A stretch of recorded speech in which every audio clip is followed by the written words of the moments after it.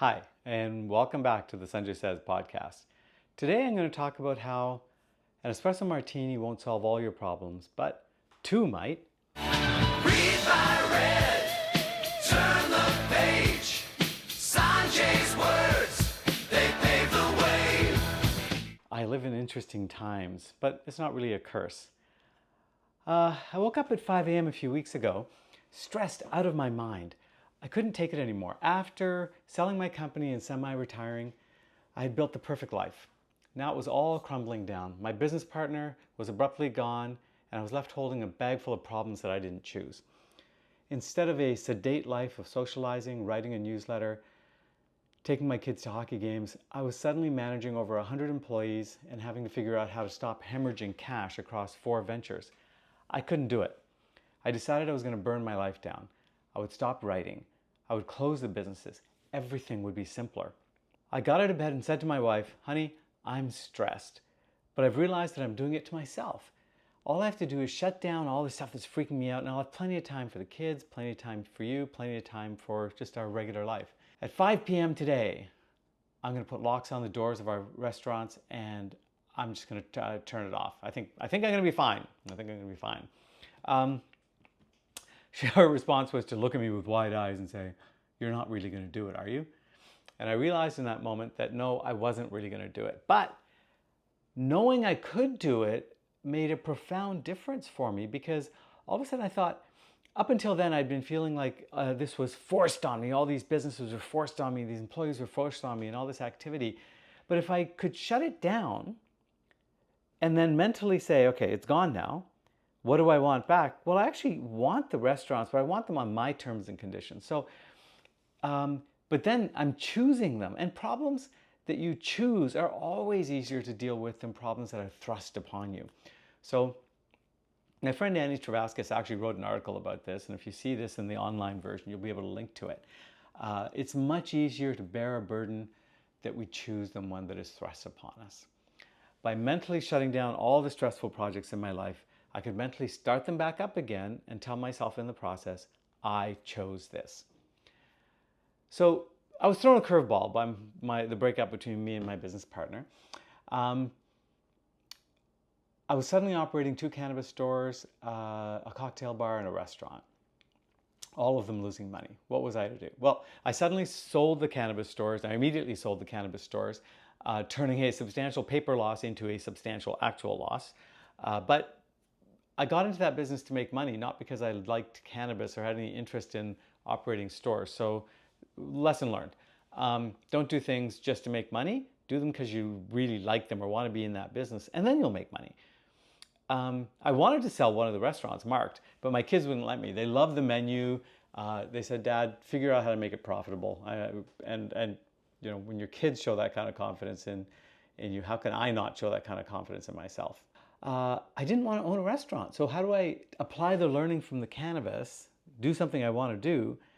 And I suddenly realized that I don't want to own a restaurant, but I've always wanted to own a nightclub. Like, I like going out and partying. I like bottle service. I like dancing. Maybe I can turn it into a nightclub, right? Okay, so let's work on that.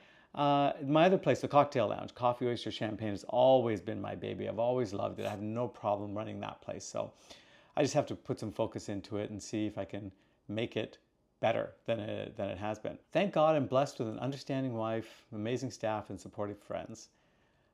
It's not an accident. Surrounding myself with amazing people has been a priority for decades. A lesson learned from the years leading up to my bankruptcy, when I didn't trust many of the people closest to me, which is a huge problem. My biggest stress in the past few years has been angst from losing $20 million in a series of bad investment decisions.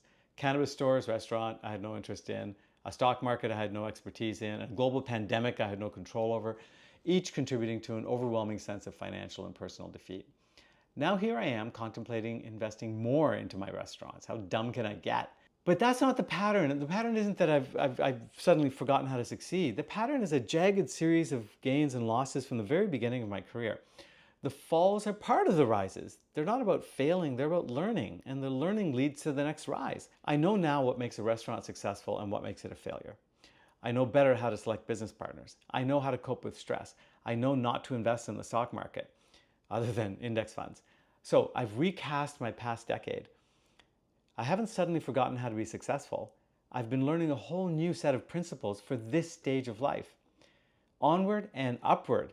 Now I'm getting better at prioritizing. I'm no longer trying to grow my newsletter or subscriber count. I'm not trying to write regularly. I'm not reading as much. I'm playing fewer video games. And oh my God, am I having fun experimenting with new projects at the restaurants. At Coffee Oyster Champagne, $5 espresso martinis for people starting their nights, because espresso martinis make everything better. An interactive shot experience that only a manager can order for a table. A new and improved speakeasy entrance, more immersive entertainment, more options for guests, and it marked a complete rebrand from restaurant to supper club. What do we call it? We're going with an aviation theme. Runway 06 or Manifest. People love or hate both names, but we went with Runway 06, although we haven't publicly announced it. Well, okay, maybe I did just publicly announce it. Runway 06 is coming on September 14th to Toronto. Better sightlines, a state-of-the-art sound system, a deeper themed experience with flight attendants instead of servers, a hidden first-class lounge, and lasers. Lasers! Lasers. When I'm not stressed out, this is the most excited and active I've been in a long time. I'm not thinking about failure now. I'm thinking of ideas.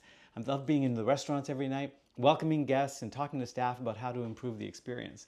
The days are flying by as I grow and leverage an amazing team to create and execute a new vision for hospitality in Toronto. We're going to show Miami and Ibiza how it's done. I'm not thinking small. I've never thought small. It's been a decade coming. I'm finally waking up. I've got the power. I've got the team. There's a time to try and a time to fail. There's a time to lick your wounds and remember what you learned. There's a time to dream. This is the time to soar. Thanks for listening to this episode of Sanjay Says. Tune in next week for more stories about how I've messed up my life that'll help you mess up yours a little bit less. Remember, do as I say, not as I do.